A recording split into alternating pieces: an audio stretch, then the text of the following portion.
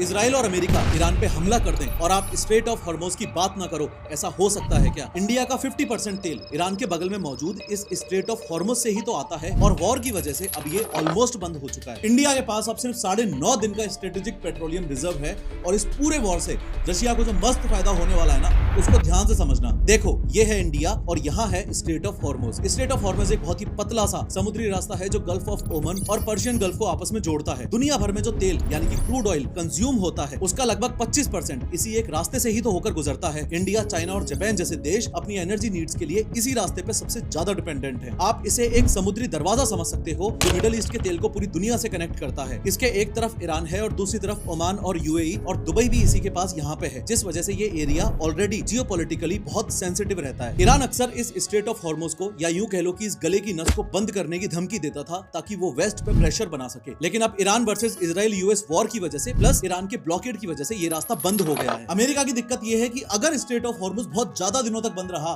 तो इंडिया और China Russia से और ज्यादा तेल खरीदेंगे और ट्रंप का दुश्मन पुतिन बिना कुछ किए ऑटोमेटिकली दुनिया का सबसे पावरफुल ऑयल सेलर बन जाएगा। यही जियोपॉलिटिक्स है। ईरान का खुद का तेल भी हॉर्मोज से जाता है, तो हॉर्मोज बंद करना उनके लिए सेल्फ डिस्ट्रक्शन था, इसलिए कभी फुली क्लोज नहीं किया था। लेकिन अब चूंकि अमेरिका ने उनका सुप्रीम लीडर खामेनेई ही मार दिया, तो ईरान के पास अब खोने के लिए कुछ भी नहीं बचता। यही फैक्ट इस पूरे वॉर को और ज्यादा डेंजरस बनाता है।